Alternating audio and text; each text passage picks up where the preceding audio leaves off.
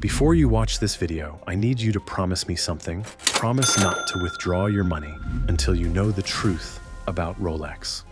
Because what I'm about to tell you is not on their website. The truth is, this brand doesn't sell watches. It sells something that controls your brain. In the next 10 minutes, you'll discover why paying $50,000 for 30 grams of metal is, paradoxically, the smartest purchase you can make. But there's a secret, and it lies in the year 1905.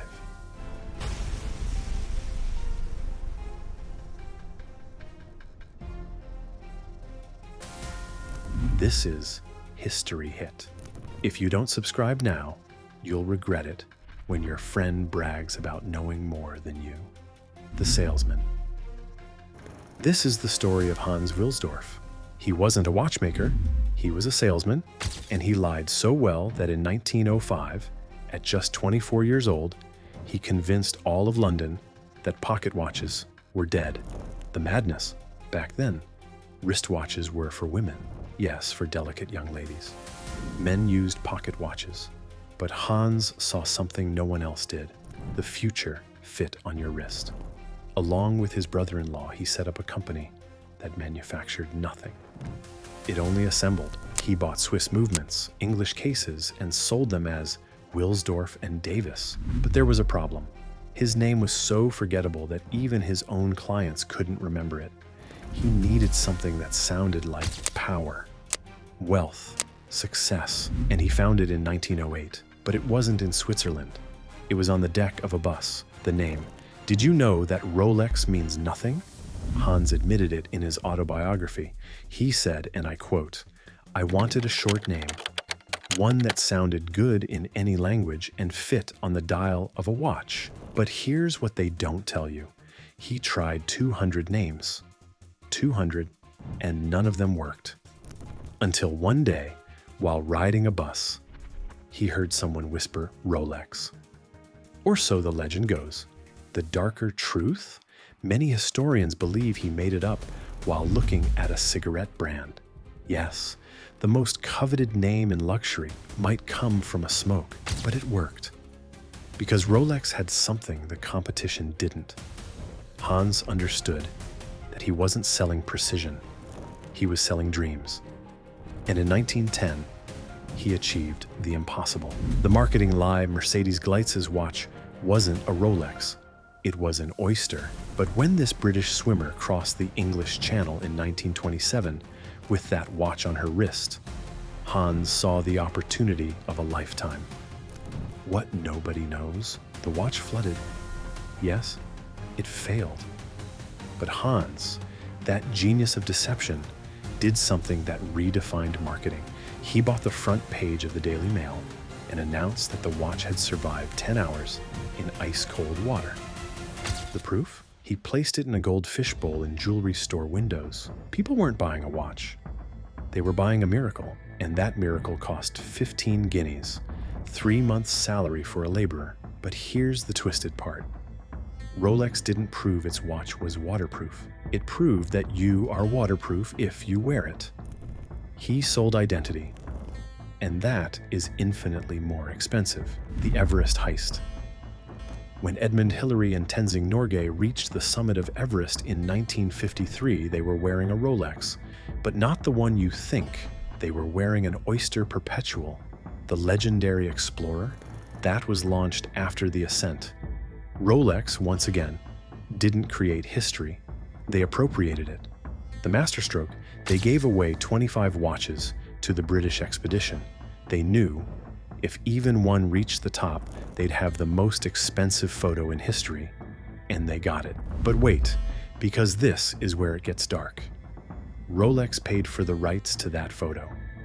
They paid so that no one could use any other brand in future expeditions.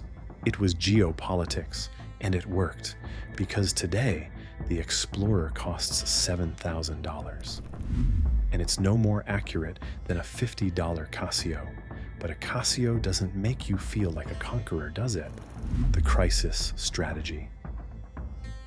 In the 70s, Rolex almost vanished. Why? Because Quartz arrived. The Japanese created more accurate watches for $20. Rolex was dead, but instead of innovating, they did the smartest thing possible. They made themselves more expensive. Yes, they hiked prices by 400%. And here is the black magic of luxury. The more expensive it is, the more desirable it becomes. They created waiting lists. They limited production. They made buying a Rolex feel like asking your mother-in-law for forgiveness. But the master stroke came in the 90s. They discovered that 40% of the Rolexes on the market were fake. Their response? Nothing. Because every fake legitimizes an original. Every copy says, the real one is unattainable. And that, my friend, is pure reverse psychology. The scarcity myth. Today, walking into a Rolex store isn't about buying. It's about begging. They make you wait 2, 3, 5 years for a Submariner. Why? Because Rolex manufactures 1 million watches a year.